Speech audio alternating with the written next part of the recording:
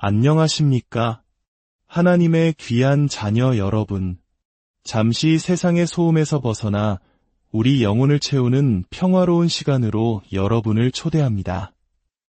오늘 이 말씀을 듣기 위해 찾아주신 모든 분들의 삶에 주님의 은혜와 축복이 가득하기를 먼저 기도합니다.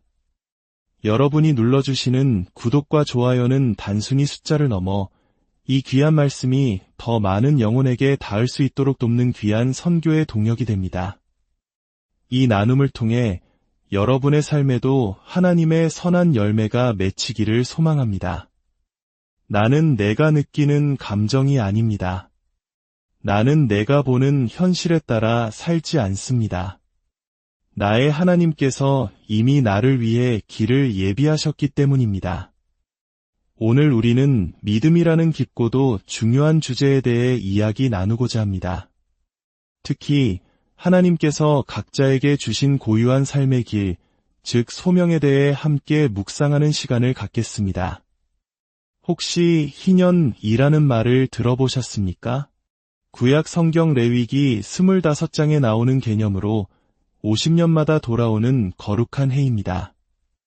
이 해에는 모든 노예가 해방되고 빚이 탕감되며 빼앗겼던 땅이 원래 주인에게 돌아갑니다. 진정한 자유와 회복이 선포되는 해인 것이죠.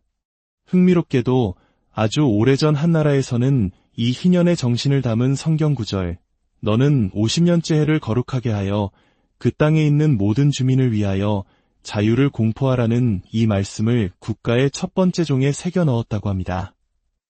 바로 자유의 종이라 불리는 종입니다.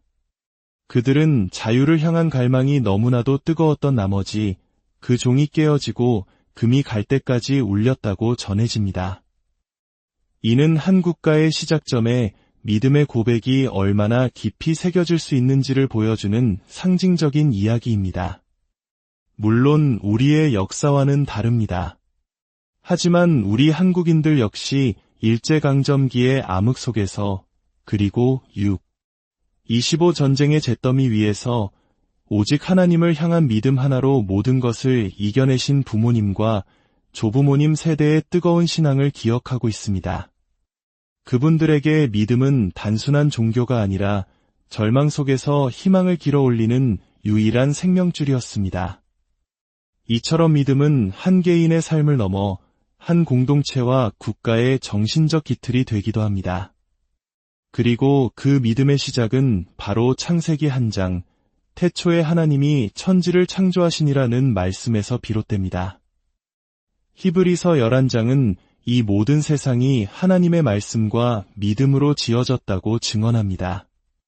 우리가 손에 들고 있는 이 성경은 바로 그 믿음의 약속들이 하나님의 피로 인쳐진 살아있는 언약의 책입니다.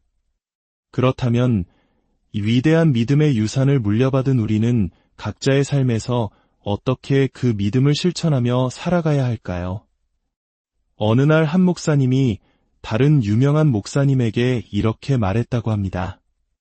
당신은 균형 잡힌 사람이 아닌 것 같습니다. 하지만 그게 맞습니다. 당신은 믿음의 전문가이니 당신의 길을 계속 가십시오. 이 말은 우리에게 아주 중요한 통찰을 줍니다. 하나님께서는 우리 모두를 각기 다른 모습과 재능으로 창조하셨습니다. 사도, 선지자, 복음 전하는 자, 목사, 교사. 성경은 우리 각자에게 주어진 은사가 다름을 분명히 말하고 있습니다. 마치 오케스트라의 여러 악기가 각기 다른 소리를 내지만 함께 모여 아름다운 하모니를 만들어내는 것과 같습니다. 어떤 목회자들은 모든 것을 다 잘하려고 노력하지만 때로는 그것이 자신의 소명을 희미하게 만들기도 합니다. 가장 중요한 것은 성령 안에서 기도하며 하나님께서 나를 어떤 길로 부르셨는지, 나의 삶을 통해 무엇을 전공하기 원하시는지 발견하는 것입니다. 20세기의 위대한 복음 전도자였던 오럴 로버츠 목사님을 예로 들어보겠습니다. 그는 탁월한 교사이기도 했습니다. 아침 시간에는 동역하는 목회자들에게 깊이 있는 가르침을 전했지만 저녁 대중 집회에서는 오직 복음의 핵심만을 뜨겁게 선포했습니다. 왜냐하면 그는 스스로를 하나님의 선하심을 전하도록 부름받은 복음 전도자로 명확히 인식했기 때문입니다. 그는 결핵으로 죽어가던 순간에 하나님의 부르심을 깨달았고 평생 그 길에서 단 한 번도 벗어나지 않았습니다. 그는 자신의 레인을 알고 있었고 그 길 위에서 충성스럽게 달렸습니다.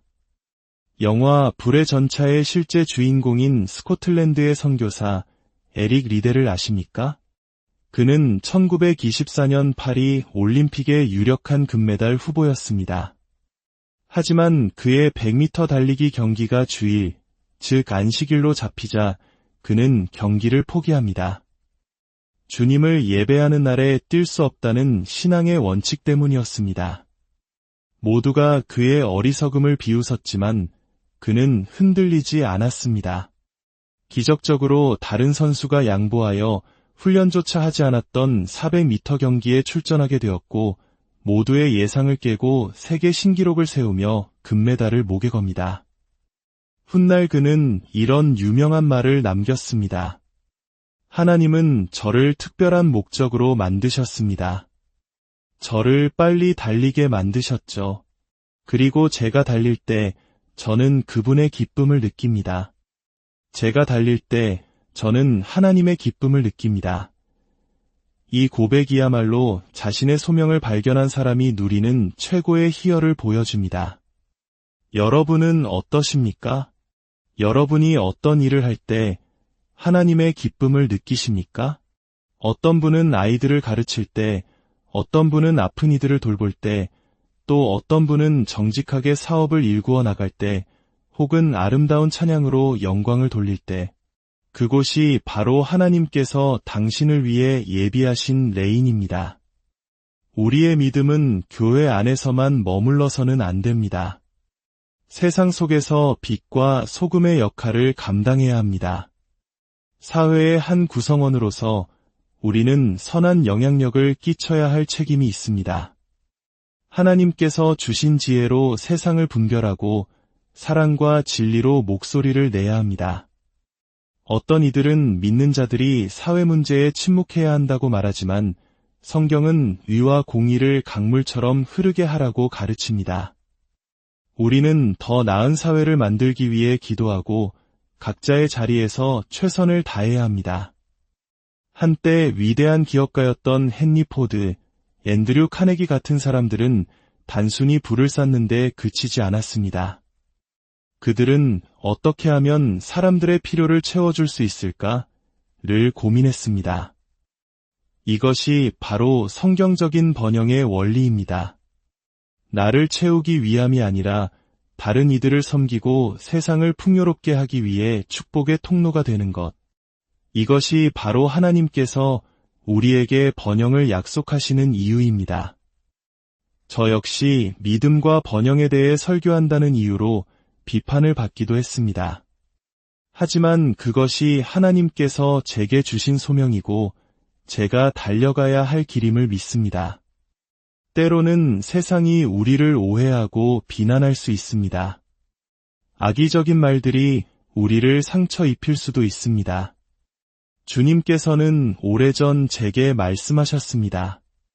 너에 대해 쓰인 글들을 더 이상 읽지 말아라. 나쁜 것들을 마음에 담으면 빼내기 어렵고 좋은 말들을 믿기 시작하면 내가 한 일인 줄 착각하게 된다. 너의 모든 선한 일은 내가 한 것이니라. 그 후로 저는 저에 대한 세상의 평가에 귀를 닫았습니다. 다른 사람들이 나를 어떻게 생각하는지보다 하나님께서 나를 어떻게 보시는지가 더 중요하기 때문입니다. 누군가 총을 쏘며 위협하는 상황 속에서도 복음을 전했던 믿음의 선배들을 생각하면 약간의 비난과 오해는 우리가 마땅히 감당해야 할 몫일지도 모릅니다. 사랑하는 성도 여러분, 오늘 말씀을 마무리하며 여러분 각자의 삶을 축복하고 싶습니다. 하나님께서는 여러분 한 사람 한 사람을 향한 놀라운 계획을 가지고 계십니다. 세상의 기준이나 다른 사람의 시선에 여러분 자신을 맞추지 마십시오. 조용히 주님 앞에 나아가 물으십시오. 주님, 저를 향한 당신의 뜻은 무엇입니까? 제가 달려야 할 길은 어디입니까? 제가 어떤 일을 할 때 주님의 기쁨을 가장 크게 느끼실 수 있습니까? 주님께서는 반드시 응답하실 것입니다.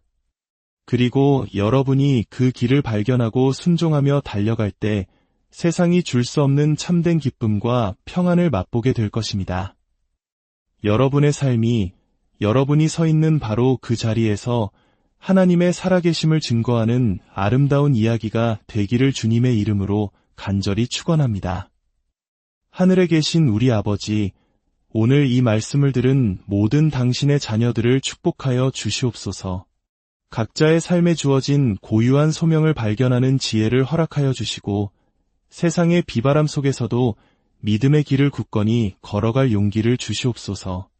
우리가 어느 곳에 있든지 하나님의 기쁨이 되게 하시고 우리의 삶을 통해 주님의 영광이 드러나게 하여 주시옵소서. 예수 그리스도의 이름으로 기도드립니다. 아멘. 평안하시